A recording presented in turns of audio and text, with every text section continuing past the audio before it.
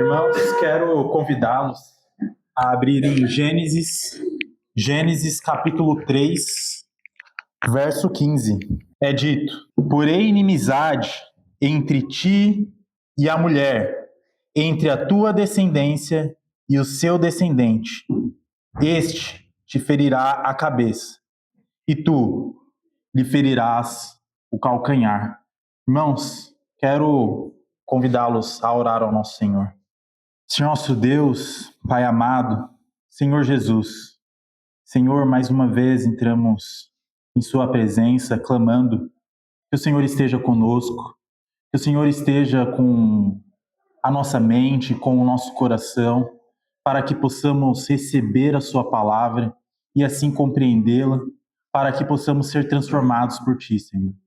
Que o Senhor possa nos encher do Seu Santo Espírito, para que o Senhor possa nos convencer daquilo que o Senhor quer que nós tenhamos como convicção. Que o Senhor nos guie, que o Senhor esteja com cada um de nós, Senhor, para que possamos compreender a revelação que o Senhor deixou, para que nós pudéssemos entender a sua vontade para cada um de nós e como o Senhor intercedeu diante de toda a história deste mundo, Senhor. É isso que clamamos a Ti. Em nome do Senhor Jesus. Amém. Irmãos, em uma oportunidade anterior, nós estudamos sobre Jesus Cristo e como Jesus Cristo é rei, mesmo diante da cruz. E agora eu quero olhar com os irmãos para o Antigo Testamento e verificar como, no Antigo Testamento, nós podemos olhar para Jesus Cristo, como Jesus Cristo foi revelado no decorrer do Antigo Testamento, e como no Antigo Testamento nós podemos observar que o que aconteceu na cruz era algo que o Senhor já tinha como plano, que no decorrer das Escrituras isso foi se desenvolvendo. E nós começamos aqui com a leitura do que nós chamamos muitas vezes de proto-evangelho, ou seja, o primeiro evangelho, o anúncio do que aconteceria somente no futuro. E aconteceu muitos anos depois, realmente. Aqui, nós olhamos primeiramente a importância do sacrifício no Antigo Testamento, a importância do sacrifício na revelação. Nós vemos algumas diferenças de papéis na história do reino de Deus e da cruz.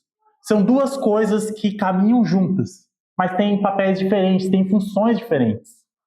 Primeiramente, nós vemos o reino de Deus. E o reino de Deus possui uma finalidade que é voltado para uma esperança futura, onde Deus corrige todas as coisas, onde, reinando sobre a terra, ele consiga reinar como ele reina no céu. E também nós olhamos para a cruz. E na cruz, nós vemos um ponto central da história, onde toda a narrativa das Escrituras convergem nela. Ou seja, se achegam na cruz de Jesus Cristo.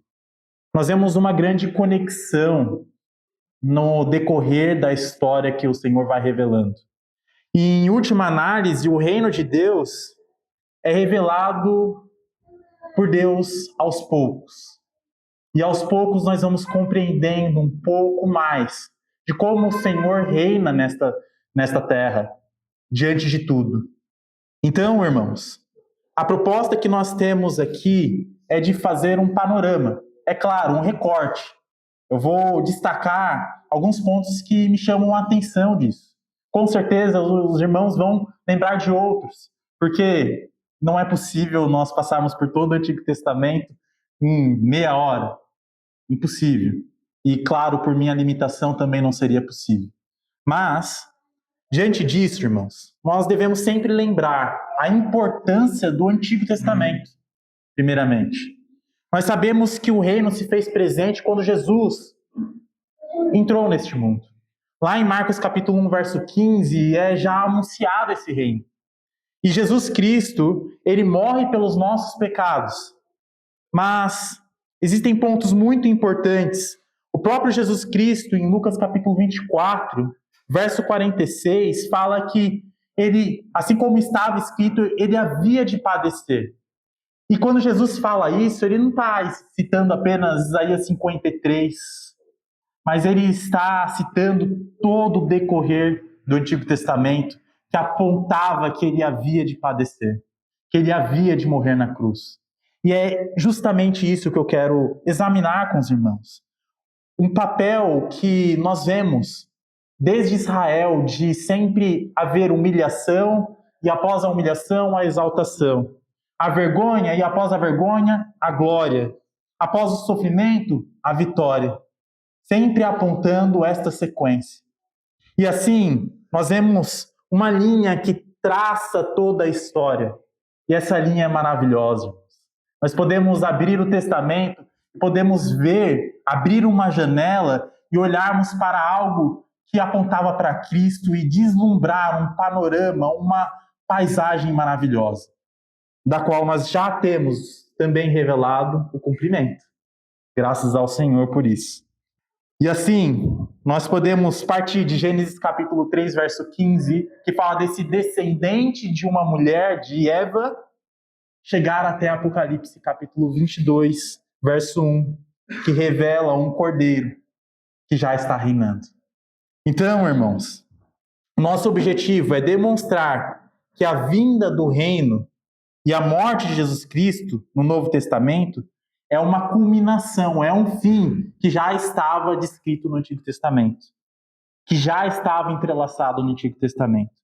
E assim nós podemos fornecer um panorama histórico, redentor de Jesus Cristo, como ele estava descrito no Antigo Testamento. E para isso, irmãos, nós primeiramente precisamos olhar para a criação. Gênesis capítulo 1 e capítulo 2, quando Deus cria tudo. A partir deste momento, irmãos, nós vemos alguns pontos muito interessantes. Primeiramente, diante dessa criação, nós vemos que, diferente de narrativas da época, Deus cria tudo por meio da fala dele. Tudo passa a surgir por meio da fala dele. Ele fala e as coisas passam a existir. E assim, irmãos, nós vemos que Adão e Eva são criados. E eles estão sob o governo de Deus. Eles são portadores da imagem do Criador, de Deus. Nós, humanidade, somos portadores dessa imagem. E assim, Deus traz uma ordem para Adão e Eva. Lá no capítulo 1, verso 28, se os irmãos quiserem abrir, Gênesis capítulo 1, verso 28, Deus traz uma ordem. Ele fala, sede fecundos, multiplicai-vos, enchei a terra e sujeitai-a. Olha só, aqui Deus já tem uma ordem para a humanidade, para Adão, para Eva. Olha o que vocês devem fazer. Vocês devem governar sobre essa terra. Vocês não devem ser dominados pela criação, vocês devem dominar a criação. É uma ordem que Deus traz. Então, os servos de Deus, eles trazem esse papel de governarem sobre a criação. E aí nós vemos justamente um ponto muito interessante. Quando nós olhamos para Gênesis capítulo 2, verso 15. Adão, ele é posto no Éden para cultivar e guardar o jardim. O reinado de Deus, ele acontece não somente através da vontade dele, ele reina, mas também ele coloca os seres humanos para expandir esse reino. E assim, quando nós vemos os primeiros versos do capítulo 1, verso 28, quando fala de encher a terra, aparentemente que Deus quer que isso se expanda. E Deus traz a ordem que Adão guarde e cultive a terra ali do jardim. Esse é um ponto muito importante. Existia um papel, existia uma função, mesmo diante da perfeição do jardim do Éden. E isso nos traz uma esperança no futuro também, quando nós estivermos na Nova Jerusalém, que nós vamos trabalhar também. Nós vamos servir ao Senhor. Não será como muitas vezes as pessoas ilustram de pessoas ociosas. Não. nós vamos servir ao Senhor, assim como Adão e Eva serviam no Jardim do Éden. Mas existe um ponto muito interessante, irmãos. Nós sabemos que no futuro houve a queda. E aqui é dito sobre cultivar e guardar. Quando nós olhamos para o futuro, nós sabemos que o templo foi criado posteriormente, após a queda, e os sacerdotes, eles tinham um papel no templo. Quando nós olhamos para Números capítulo 3, versos 7 e 8, por exemplo, e inúmeras outras passagens, por exemplo, Números capítulo 8, verso 26 e outras, é usado as mesmas palavras de guardar, de servir, de cultivar o templo. Ou seja, o templo tinha um propósito que era, enquanto no Éden o Adão e Eva estavam na presença de Deus, eles deveriam cuidar do jardim, no templo, posteriormente após a queda, na presença do Senhor, onde Deus estava presente, esse cuidado deveria continuar. Então, o papel continua. E isso é importante para nós entendermos a missão de cada um de nós nessa terra. Nós vemos uma expansão aqui, que Deus fala de multiplicai-vos e enchei a terra. Ou seja, Deus quer que isso vá além, que não pare ali. Mais posteriormente nós vamos entender isso. Mas existe um ponto muito interessante em tudo isso, que é Salmo capítulo 8. Eu particularmente acho um salmo difícil de se entender. E aparentemente o salmista também tinha dificuldade, porque ele fala, olha, tu criaste todas as coisas, falando de Deus, mas você escolheste o ser humano para dominar sobre todas elas. Olha só, o papel que Adão e Eva tinham ali, de cuidar, de cultivar, de governar sobre toda a terra. E então nós vemos a queda, no capítulo 3 de Gênesis. E diante dessa queda, nós vemos uma fratura nesse relacionamento. O relacionamento com Deus passa a ser diferente. Enquanto Deus pairava no jardim, com toda a perfeição ali, por conta do pecado, o que acontece é um rompimento, um distanciamento, por conta desse pecado que se faz presente. E diante dessa separação, nós observamos algo muito interessante que é dito lá em Oséias. Quero convidar os irmãos a abrirem Oséias capítulo 6. Oséias capítulo 6. Nós temos o termo aliança e muitas vezes nós não ligamos a condição que Adão e Eva estavam no jardim, a questão da aliança.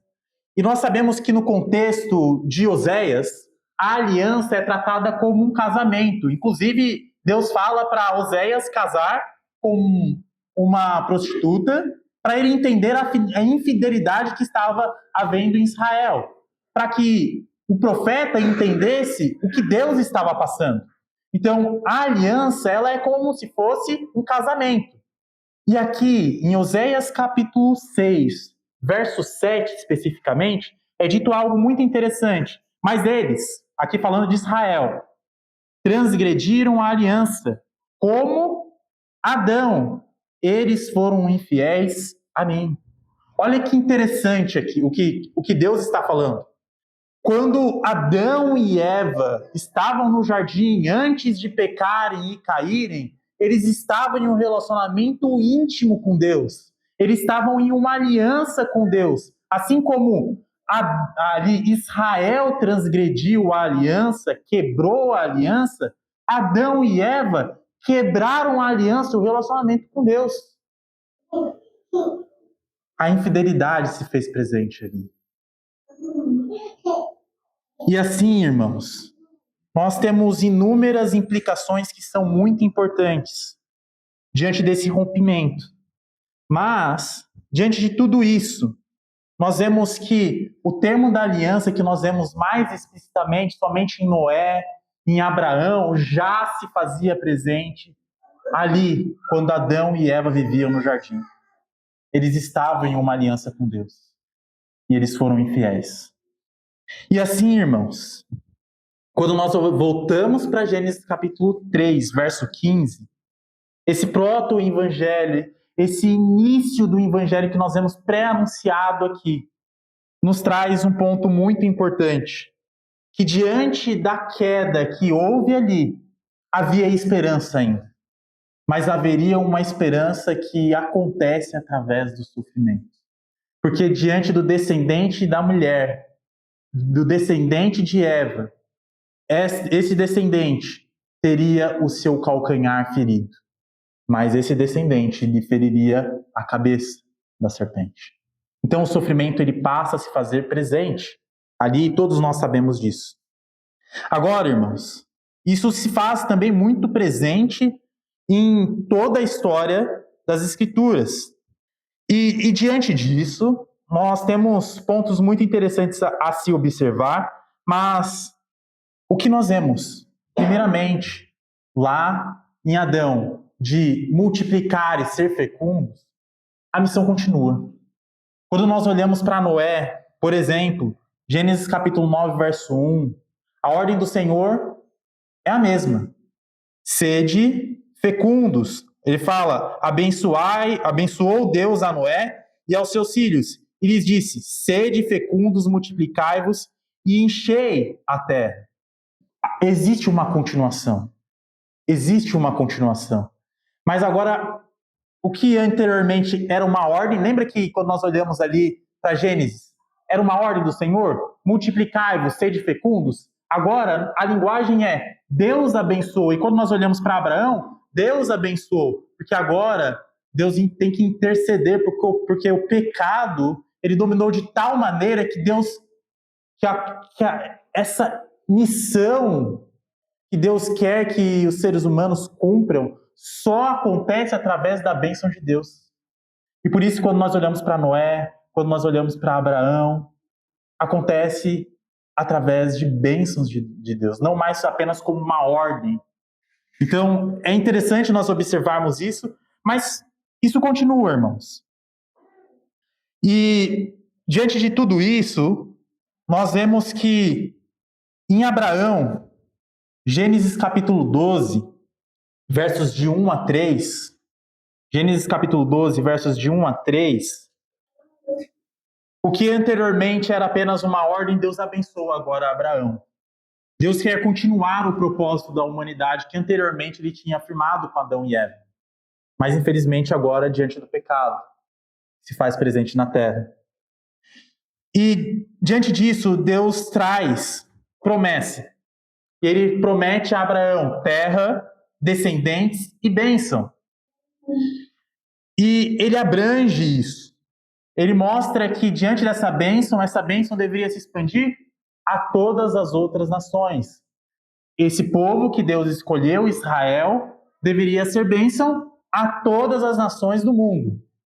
E continuando, irmãos, quando nós observamos justamente o sede fecundos, nós vemos que essa multiplicação, esse encher da terra com que Deus trouxe como missão para Adão, para que o governo de Deus se expanda sobre toda a terra, agora passa a Abraão.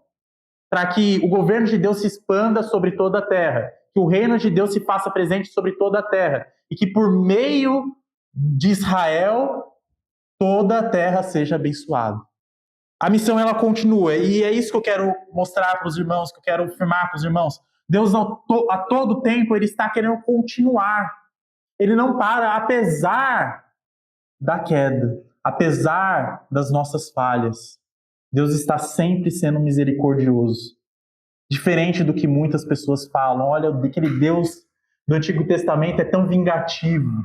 Aquele Deus do Antigo Testamento parece ser tão...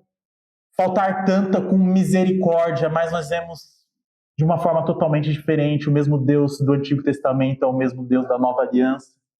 Nós vemos no Antigo Testamento a misericórdia e misericórdia, a santidade e insantidade. E quando nós olhamos para a aliança, irmãos, nós vemos justamente isso, esse papel de que diante da queda havia a necessidade de um padrão, como que um rei governa? Através de leis. E Deus firma uma aliança que ele governa através de leis para que o reino dele se expanda. e assim ele consiga alcançar outras pessoas que estão distantes dele. Então, Deus entra em aliança com Israel, entra com aliança com Israel para que outras nações sejam abençoadas. E quando nós chegamos a José, nós vemos José como um homem que aponta muito para Cristo, um homem que passa por sofrimentos grandiosos por conta, primeiramente, ali da revolta dos seus irmãos contra ele.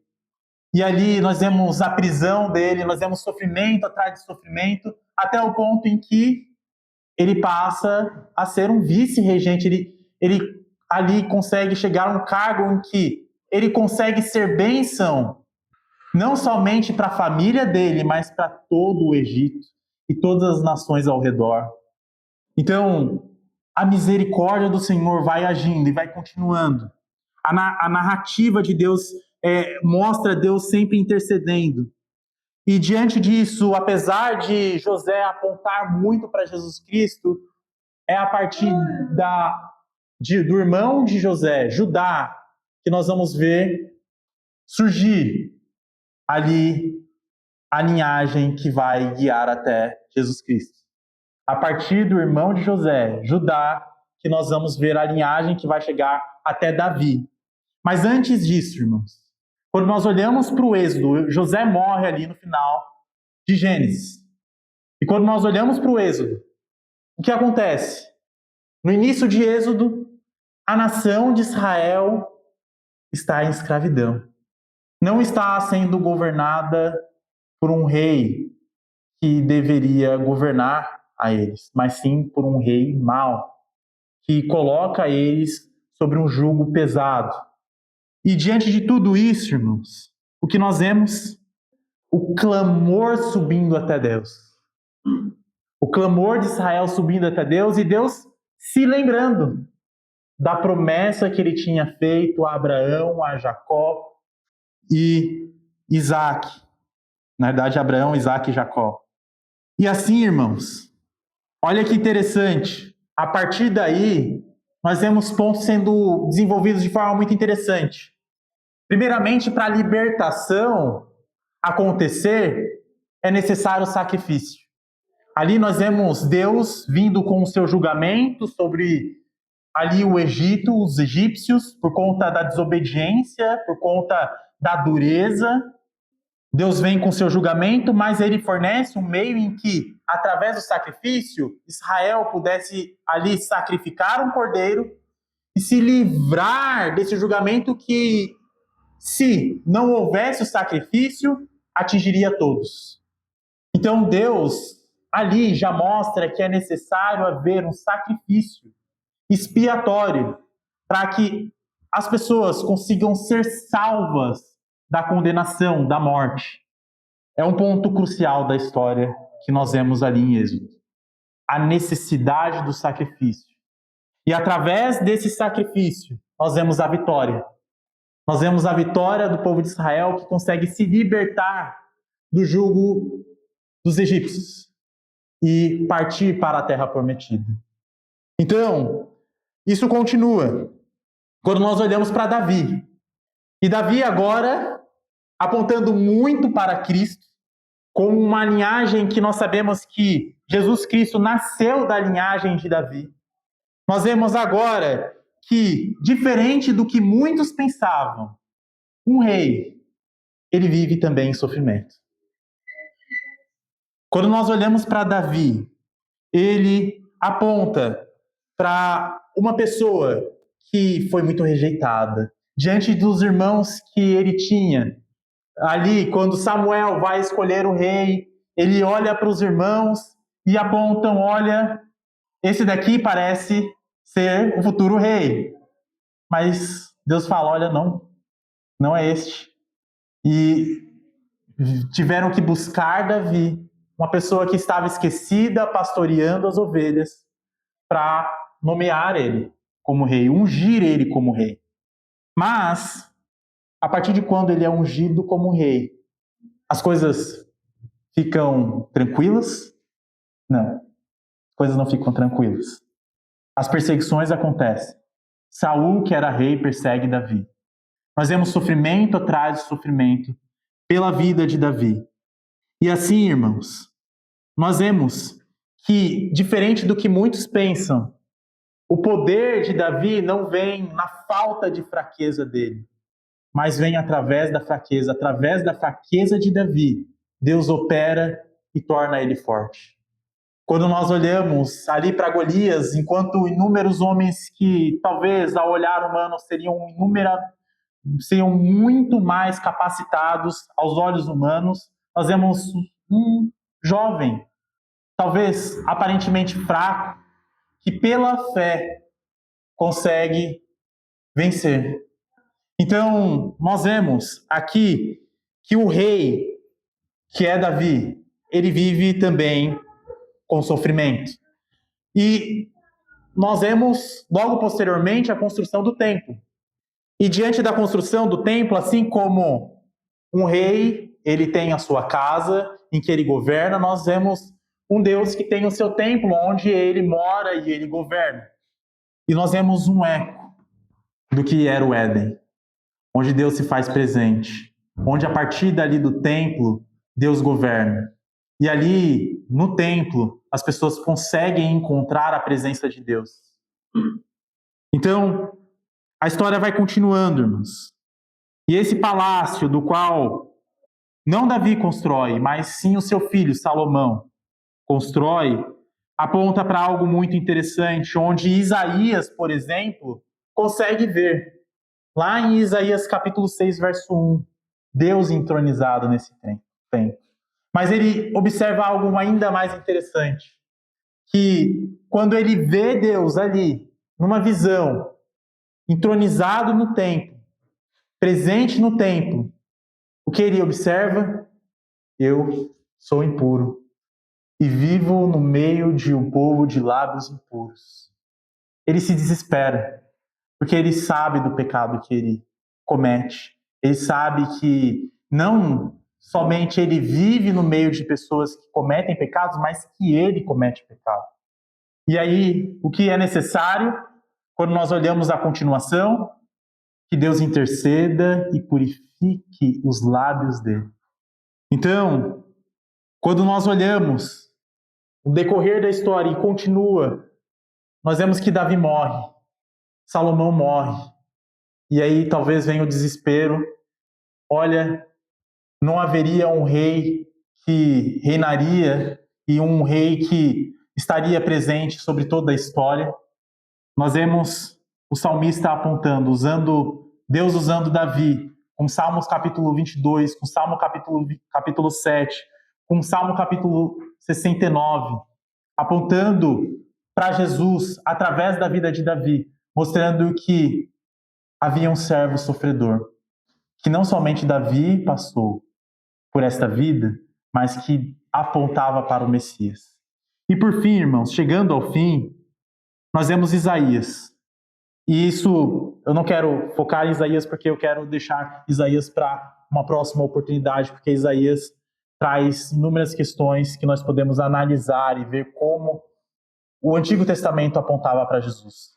Mas Isaías aponta para o Messias de forma muito clara, mostrando que Jesus passaria por sofrimento. Não somente os salmos apontam para isso, mas Jesus havia de passar por sofrimento. O Messias havia de passar pelo sofrimento, mas que a vitória havia de se fazer presente também. E por fim, nós chegamos a Zacarias, irmãos. Eu acho que também um dos livros maravilhosos do Antigo Testamento em questão de profecia do que nós vemos em Jesus Cristo. Zacarias, eu quero convidar os irmãos a abrir no capítulo 9 para finalizar. Zacarias capítulo 9. Diferente do que muitos pensam, do que muitos pensavam, em Zacarias capítulo 9, versos de 9 a 10, nós vemos um rei que é humilde, que entra num jumentinho em Jerusalém, como nós vemos já revelado no Novo Testamento. Uma característica humilde. E a sua missão inclui pregar a paz às nações e governar de mar a mar. e libertar aqueles que estavam cativos. E mais posteriormente nós sabemos que o cativo que nós vemos aqui não era físico, era espiritual. Porque Deus nos liberta do cativeiro do pecado, a partir do momento que nós nos convertemos a Ele. A partir do momento em que nós se entregamos a Ele. Mas não somente isso. Quando nós olhamos para o verso 11 do capítulo 9, nós vemos que toda essa obra aconteceria por meio de um sangue, porque o sangue da aliança se fazia presente. A aliança, ela era firmada por meio de sangue. E por meio desse sangue, quando nós olhamos para Zacarias capítulo 12, verso 10, é dito que o Messias havia de ser transpassado. É dito que aqueles que transpassaram, olha, aqui nós sabemos que posteriormente vai depois haver mais de 400 anos, cerca de 400 anos de silêncio. Mas já ali, nessa profecia, nós vemos algo que aconteceria com Jesus Cristo. Quão maravilhosa é a palavra do Senhor. Maior do que qualquer prova científica que venham a tentar alcançar é a palavra do Senhor, que consegue provar o quão o Senhor é grande e quão o Senhor é onisciente e sabe de todas as coisas. Muitos anos antes, nós já vemos o plano de Deus sendo revelado. Então, irmãos, é isso que eu queria trazer como reflexão para cada um de nós. Nós devemos ter convicção na morte de Jesus Cristo, porque não é uma morte que surgiu como surpresa, mas algo que já estava sendo preparado desde o início da criação. E foi sendo reafirmada no decorrer de toda a história da humanidade. Então, que Deus nos abençoe, irmãos, que possamos permanecer firmes na convicção, na fé que o Senhor deixou para que nós sejamos convictos. Porque sem essa convicção, irmãos, nós vamos nos perder. Que Deus nos abençoe, irmãos.